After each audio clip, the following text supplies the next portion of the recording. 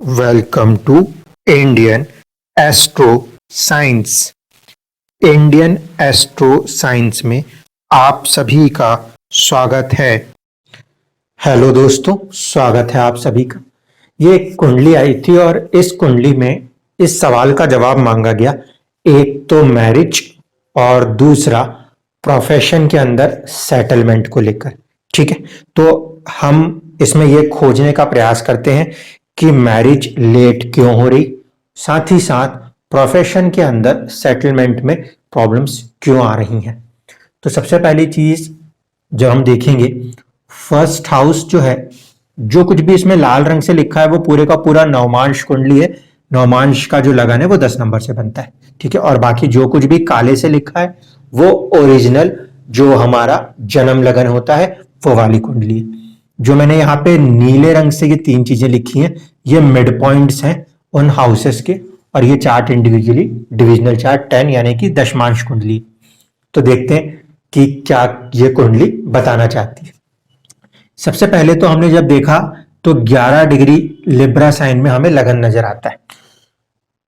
राशि जो है वो है शुक्र की, और नक्षत्र जो है वो है राहु का स्वाति नक्षत्र। ठीक है, राहु का नक्षत्र होने के कारण जो जातक होंगे वो काफी तेज बुद्धि के होंगे, क्योंकि राहु जो है वो बहुत ज्यादा सोचने विचारने इन तरह की चीजों का ग्रह माना जाता है। शार्प माइंडेड होता है राहु अपने आप में, बहुत सारी इमेजिनेशंस, बहुत सारे थॉट प्रोसेसेस को वो देने की क्षमता रखता है। तो राहु जो है वो क्योंकि लग्नेश हुआ या सबकॉन्शियस माइंड हुआ तो वो पॉजिटिव है। क्यों पॉजिटिव है? वो इसलिए पॉजिटिव है क्योंकि वो केंद्र में बैठा हुआ है, और यहां से बैठ के वो अपने ही जहां पे उसका नक्षत्र है उस भाव को देखता भी है। इसलिए जातक जो है वो थोड़ा सा जिद्दी प्रवृत्ति में आ सकता है, क्योंकि राहु जो है जिस चीज के लिए ठानेगा उसे करने जाएगा। उसका कारण राहु यहां पे बैठा है मंगल की राशि में, इसीलिए जिद्दी प्रवृत्ति की बात कही जा रही है। राहु खुद में अपने आप में पूरा ग्रह नहीं होता, तो वहां पे जिस भी राशि के साथ वो जुड़ता है उस राशि के स्वामी की प्रवृत्ति को भी अपने अंदर कहीं ना कहीं ले लेता है। तो इस कारण से मंगल का जो असर आएगा उस कारण से थोड़ा सा जिद्दीपना हो सकता है। अब लगन के अंदर 3 ग्रह बैठे हुए, इन तीनों का प्रभाव होगा। केतु लगन के साथ जुड़ रहा है तो थोड़ा सा कहीं ना कहीं थॉट प्रोसेस के अंदर चीजों को गिव अप कर देना, त्याग देना, छोड़ देना, मोह माया है ऐसी वाली चीजें सोचकर कई बार जातक जो है वो चीजों से दूर हटने का प्रयास भी कर सकता है। साथ ही साथ चंद्रमा और मंगल यहाँ पे मौजूद है। चंद्रमा जो है वो 10th हाउस के लॉर्ड होके केंद्र में बैठे हैं, यहां तक तो अच्छी बात है, लेकिन केतु के प्रभाव में होने के कारण कहीं ना कहीं कर्म क्षेत्र में एक चुनौतियां रह रह के आएंगी, क्योंकि मन जब केतु के साथ कनेक्ट होता है तो कई बार चीजों में मन लगे ना लगे, बार बार ऐसी मनोस्थिति होती रहती है। चंद्रमा बहुत ही चंचल है, कभी किसी काम में लग गया तो पूरा लग गया, और कभी ना लगे तो बिल्कुल भी ना लगे की परिस्थिति बनाता है। मंगल और केतु की युति हो रही है, मंगल केतु की युति को ठीक ठाक मान सकते हैं हम। इस कॉम्बिनेशन के कारण 7th हाउस को एक सपोर्ट मिलेगा, क्योंकि मंगल की जो राशि है 1 नंबर, वहां पे केतु का नक्षत्र आता है, ये कॉम्बिनेशन उसको सपोर्ट जरूर करेगा।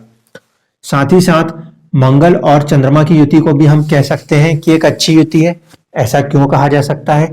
ये इसलिए कहा जा सकता है क्योंकि मंगल जो है ये केंद्र का स्वामी है और चंद्रमा भी एक केंद्र का स्वामी है। इन दोनों की युति जो है कहीं ना कहीं स्टेटस 10th हाउस में 7th हाउस को सपोर्ट देने का प्रयास करेगी, यानी कि बिजनेस की तरफ आगे बढ़ने का एक प्रयास जरूर ये युति करा सकती है। चंद्र मंगल का जो योग है इसको भी एक लक्ष्मी योग में माना जाता है। तो यहां तक हमने लगन और ये लग्नेश की सिचुएशंस को समझ लिया।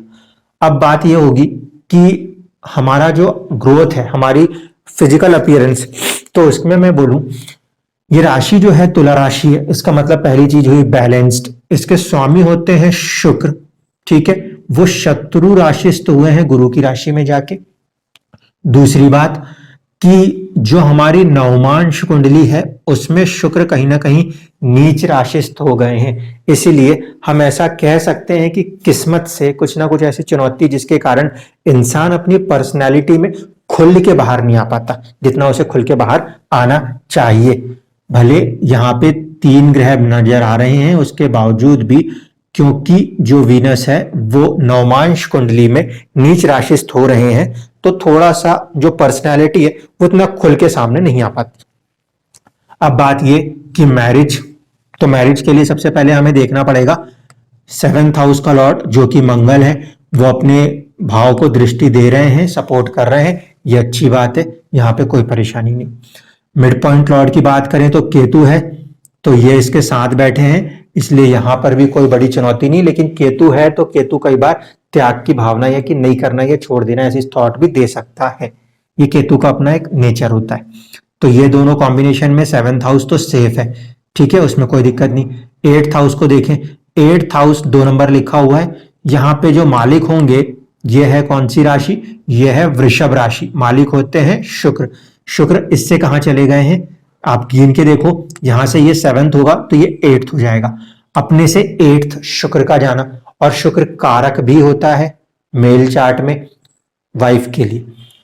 तो शुक्र यहां पे पहले तो शत्रु क्षेत्री, दूसरा शुक्र के साथ सूर्य का कॉम्बिनेशन जो कि उसे थोड़ा परेशान कर सकता, तीसरी चीज कि जहां पे ये तीनों ग्रह बैठे हैं उसका स्वामी जो है गुरु वो नीच राशिस्थ भी हो रहा है, इस कारण से भी एक चुनौती बनती है। सबसे पहली बात तो यही कि 8th हाउस का लॉर्ड अपने से 8th चला गया है, वो लाइफ के लिए लॉन्गेविटी के लिए अच्छा है, लेकिन मैरिटल लाइफ के अंदर बहुत जल्दी जातक जो है हाँ करे वो संभव नहीं होता, ऐसी चुनौतियां यहां पे देखने को मिल सकती हैं। साथ ही साथ हम यहाँ पे देखें तो इसका मिड पॉइंट लॉर्ड कौन बन के आ रहा है, यहाँ पे आ रहा है रोहिणी नक्षत्र, स्वामी बनते हैं चंद्रमा।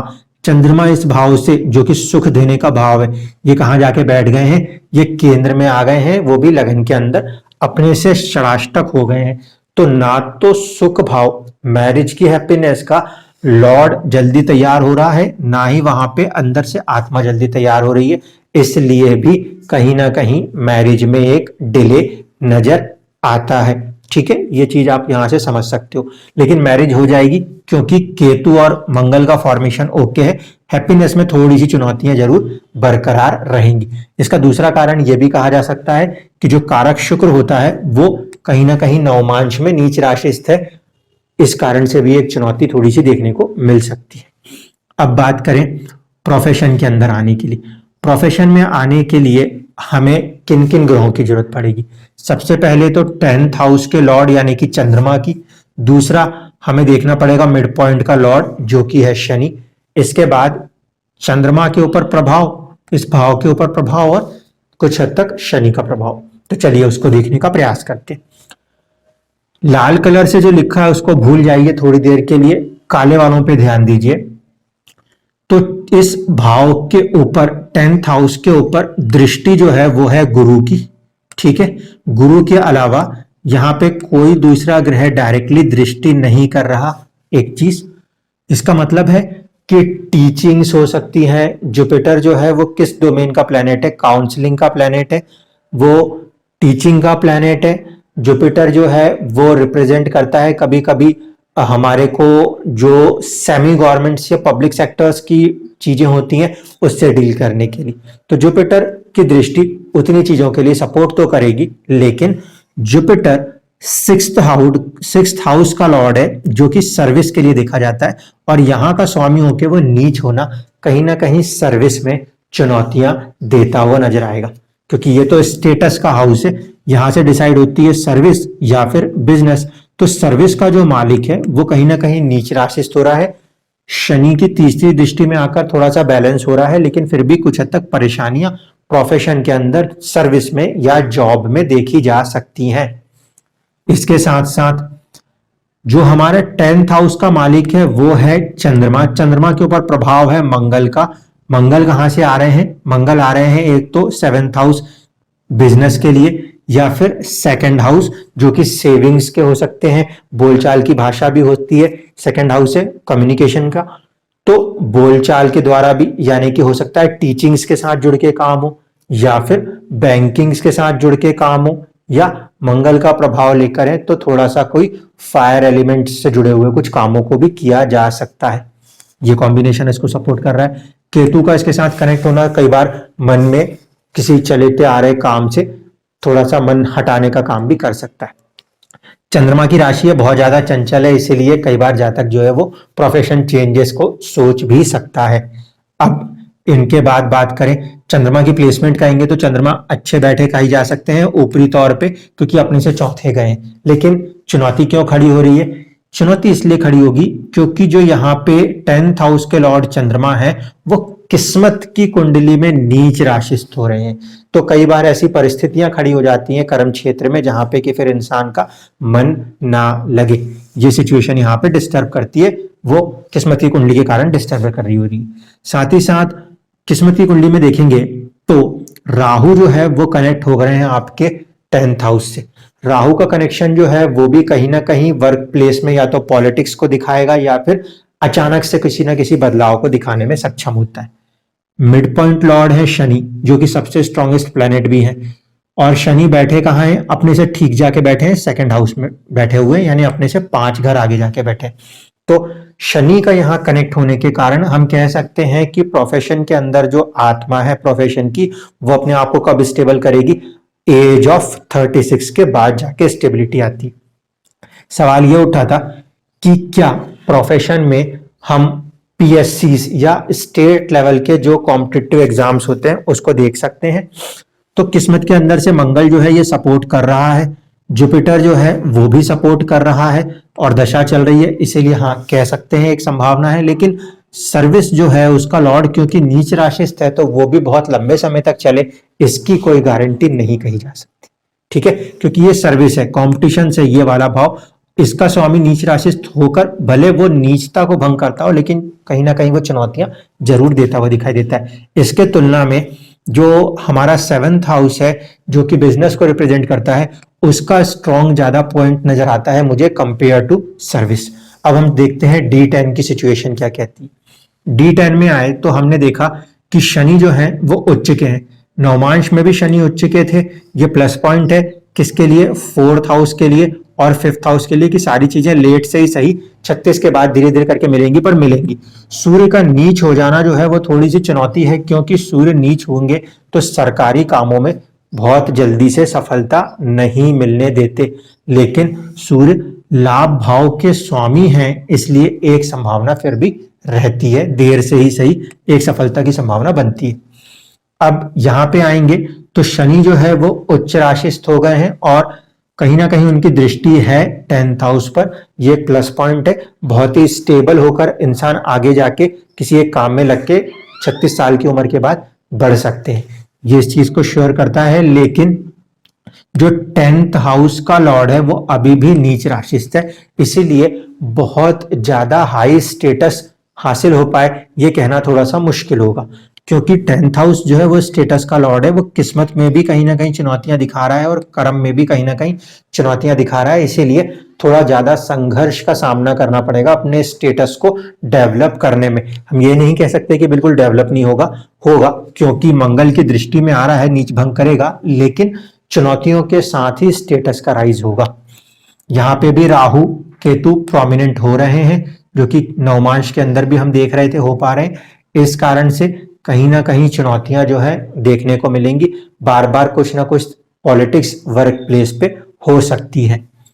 बुध का और केतु का कॉम्बिनेशन है और ये कहीं ना कहीं 10th हाउस को देख रहा है, जो कि 12th हाउस का स्वामी भी है और 9th हाउस का स्वामी भी है। इसलिए दूर हटके, अपने जन्म प्लेस से दूर हटके आप अपने कामों को करते हुए नजर आएंगे। जुपिटर और वीनस जो है ये 8th हाउस में कनेक्ट हो रहे हैं। ठीक है, इनका 8th हाउस में कनेक्ट होना, इसमें खासकर शुक्र को ध्यान से देखने की जरूरत है, क्योंकि शुक्र जो है वो हमारे लिए यहाँ पे 1st हाउस का भी लॉर्ड था और 8th हाउस का भी लॉर्ड था। शुक्र यहाँ पे 8th हाउस में ही बैठे हैं। 8th हाउस ट्रांसफॉर्मेशंस का होता है, अनसर्टेनिटी का होता है, इसलिए प्रोफेशन में शुरुआत में अनसर्टेनिटीज देखने को मिल सकती हैं। ये सिचुएशन यहाँ पे बनती है। इसके साथ ही साथ एक चीज और ध्यान देने वाली है कि जो सूर्य है वो दशमांश जो कुंडली होती है प्रोफेशन की उसमें 9th हाउस से कनेक्ट हुआ है। इसीलिए हाँ, एक बार आप अभी भी स्टेट पीएससी के लिए अपने आप को प्रिपेयर कर सकते हैं। जब ये जुपिटर का गोचर 1 साल के लिए 6th हाउस में होगा, उस समय के लिए सर्विस के लिए वो सिचुएशन अच्छी मानी जा सकती है, तो वहां पर आपको 1 साल का टाइम ले सकते हो आप। लेकिन उसकी तुलना में बिजनेस की तरफ अगर आप आगे आते हो तो उसमें संभावनाएं थोड़ी सी ज्यादा बनती हैं, क्योंकि मंगल यहाँ पे अपनी ही राशि में मौजूद हो रहे हैं, शनि उच्च के मंगल स्वराशि, ये दोनों ही कॉम्बिनेशन कहीं ना कहीं काफी अच्छा सपोर्ट करते हुए नजर आएंगे आपको आपके प्रोफेशनल राइज में। लेकिन शनि क्योंकि मिड पॉइंट लॉर्ड थे, इसीलिए प्रोफेशन की स्टेबिलिटी किसी भी कंडीशन में 36 की एज के बाद ही आपको देखने को मिलनी थी। तो ये था आपके कुंडली का एनालिसिस। धन्यवाद।